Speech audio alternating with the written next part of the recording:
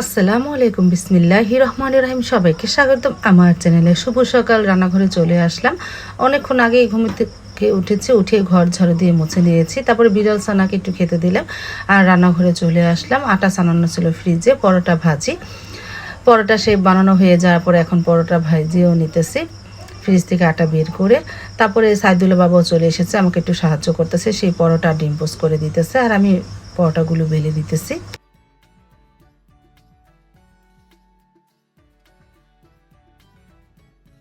তারপরে এই যে নাস্তাও দিলাম, সাইদুলের বাবা খেয়ে নিল, মাকেও দিলাম, মাও খেতে বসে পড়লো, আমিও তাদের সাথে খেতে বসে পড়বো। মেয়েরা তো শুয়ে আছে।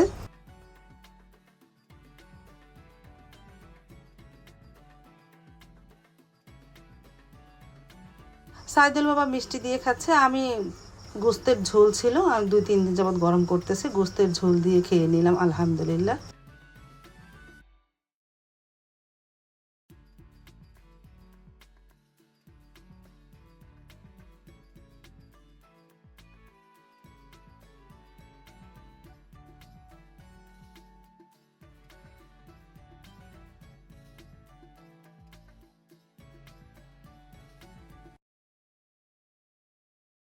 সকালে নাস্তা খেয়ে সাইদুল বাবা একটু বাজারে গিয়েছিল, ফ্রিজ অবশ্য মাছ নেই।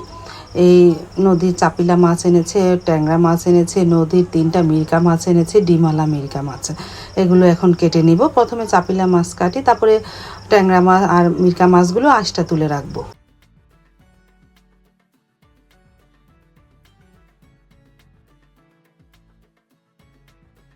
এই যে আস্তে আস্তে মাছগুলো কেটে নিলাম। আমার তো আর হেল্পিং হ্যান্ড নেই, কি আর বলবো, আমার এই সব কাজ করতে হবে। আস্তে আস্তে চাপিলা মাছগুলি কাটলাম।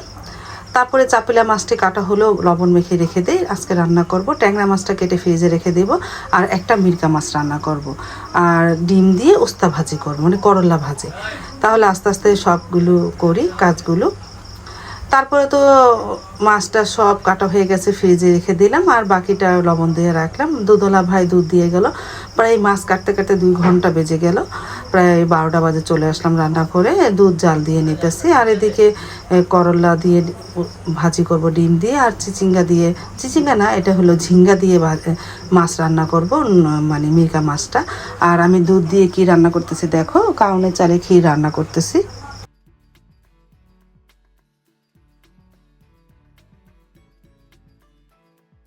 তারপর তো ঝিঙ্গা কাটা হয়ে গেল, এখন করলা কেটে নিই ভাজির জন্য, আর ভাতটাও বসিয়ে দিলাম।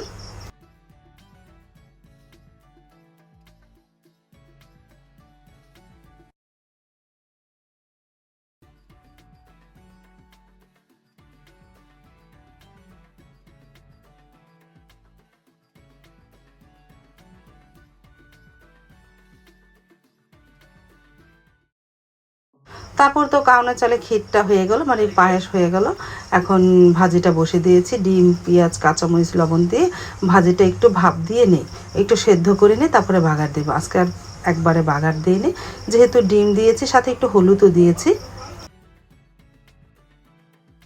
আর এই যে কাউনের চালে ক্ষীর নামিয়ে রাখলাম, আর এখন খেজুরের গুড় দিয়ে দিব। আমি গুড় দিয়ে জাল দিই না, নামিয়ে গুড়টা মিশাই।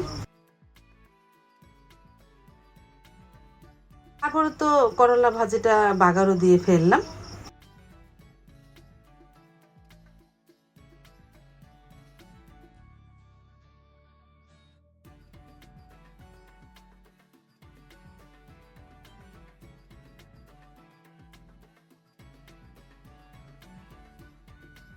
আর এই যে গুড় দিয়েছি, কালারটা কত সুন্দর এসেছে মাশাআল্লাহ।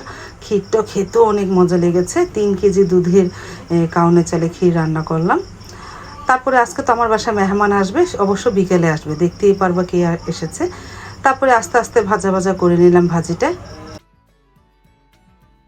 আর এদিকে পেঁয়াজটাও ভেজে নিতেছি, এখানে মিরকা মাছ রান্না করব ঝিঙ্গা দিয়ে। তারপর তো সব মশলা দেওয়া হয়ে গেছে, এখন মশলা একটু কষানো হোক।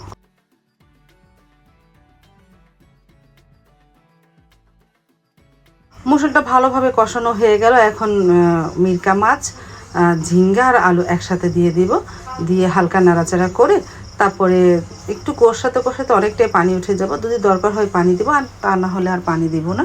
আর মাছটা আমি ফ্রাই করলাম না, ফ্রাই না করে মানে ভাজলাম না, না ভেজে এভাবে রান্না করলে খেতে খুবই ভালো লাগে।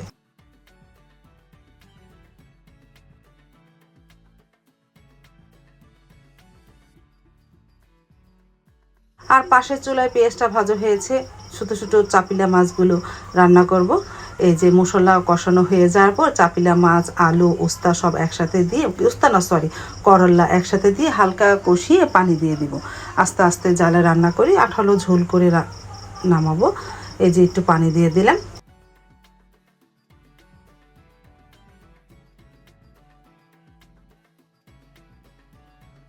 আর এদিকে দেখো মিরকা মাছ থেকে কতটা পানি উঠেছে, এই ধুন্দুলি থেকে অনেক, ধুন্দুল না ঝিঙ্গে, ধুন্দুলের মতনই দেখতে, আমি শুধু ধুন্দুলি বলি। তারপরে তো আস্তে আস্তে রান্না করে ফেলেছিলাম। আর কি বলবো, আর এদিকে ভাতটাও হয়ে গেল, ভাতটাও বেড়ে ফেলি। আর এই যে চাপিলা মাছটাও প্রায় হয়ে গেছে, ছোট ছোট চাপিলা মাছ। ঝোলটা আর একটু ঘন হলে নামিয়ে ফেলবো, একটু ঘনত্ব রাখবো, ঝোলটা ভালো লাগবে। তারপরে তো এই যে সাইদুল্লাহ বাবা মাকে খেতেও দিলাম, তারা খেয়ে নিতেছে, আমি এখন খাবো না। সারাদিন অনেক ধকল গিয়েছে, আমি গোসল করে এসে এখন একটু শোবো, এখন খাবো না, ঘুম থেকে উঠে খাবো বিকেলে, আমার খুব ক্লান্ত লাগতেছিল। তারপরে সাইদুল বাবা খাওয়া হয়ে যাওয়ার পর এগুলি গুছিয়ে রেখেছিলাম। তারপরে তো আসরের আজানের পরে আমার ছোটো ফুপু চলে আসলো। এই যে আমার ছোটো ফুপু মাকে এই যে পায়েস, কাঁঠাল, লিচু দিলাম, ছোটো ফুপু এসেছে। তারপরে তার সন্ধ্যার একটু আগে আমার ছোট ফুপুর মেয়ে এসেছে, হাবিবা। হাবিবা আসার পরে ওদের পায়েস আর লিচু দিলাম খেয়ে নিতে, সাথে সারামণিও খেলো।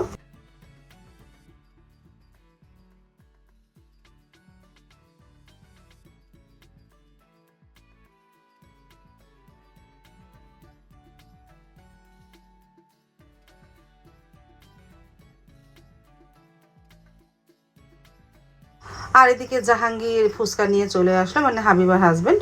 আমরা তো সবাই ফুচকাটা পছন্দ করি। আজ তাহলে এই পর্যন্ত, দেখা হবে আগামীকালকে নতুন আরেকটা ব্লগ নিয়ে। আল্লাহ হাফিজ, আসসালামু আলাইকুম।